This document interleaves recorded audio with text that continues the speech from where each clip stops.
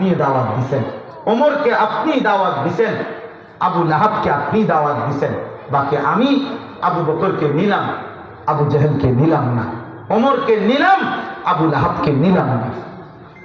আমার ইচ্ছে। এই জন্য দোস্ত তোমরা মনে রাখো বাবা, আপনাদের সবাইকে বলি, আমাকে বলি, প্রত্যেকেই মনে রাখবেন 1450 বছর ধরে ইসলাম আছে, ছিল, আগামী দিনেও থাকবে। ইসলামের বিজয় হবে, কালেমার বিজয় হবে। মাহদী এই পৃথিবীতে আসবে, দাজ্জাল প্রকাশ পাবে এবং দাজ্জাল নিহত হবে।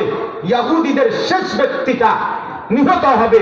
সারা পৃথিবীময় আরেকবার খোদার কসম, নবীর ভবিষ্যৎবাণী, যদি কিয়ামত, আল্লাহ রাসূল বলেছে ইসরাফিল ফু দেওয়া আর একদিন যদি বাকি থাকে, নবীজি বলছেন তবুও আমার উম্মত বিশ্বাস করো যে মাহদী আসবে, আর মাহদীর নেতৃত্বে সারা পৃথিবীতে আরেকবার ইসলামের খেলাফত, ইসলামের পতাকা উড়বে, যদি কিয়ামতের আর একদিনও বাকি থাকে।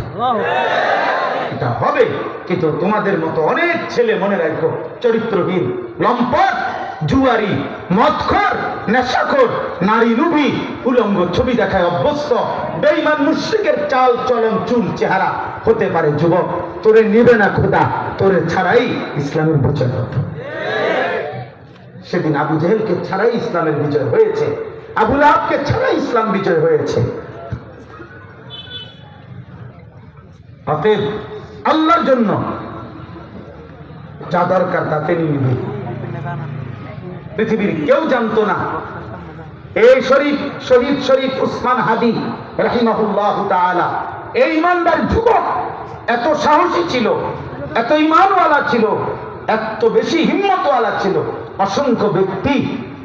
অসংখ্য ব্যক্তি এমনও ছিল গুলিবিদ্ধ হওয়ার আগে যারা তার নাম কোনোদিন শুনেও না, কিন্তু আল্লাহ তাআলা আল্লাহর বান্দার কলিজায় কলিজায় তার নাম বসায় দিয়েছে, কলিজায় কলিজায় বসায় দিয়েছে। প্রয়োজনের মুহূর্তে আমার দেশে এমন অসংখ্য মজবুত ইমানদার এখনো আলহামদুলিল্লাহ লাখো লাখো ইমানদার যুবক আছে। তুমি সময়ই দেবে, যখন যে দূর লাগবে মালিক যা রাখবে, যাকে নিবে তিনি নেবে। মূলত হেদায়েত দেয় কে? ফয়সালা দেয় কে? নবী সাল্লাল্লাহু আলাইহি সাল্লামের হাতে অনেক লোক কালেমা পড়ছে কিনা?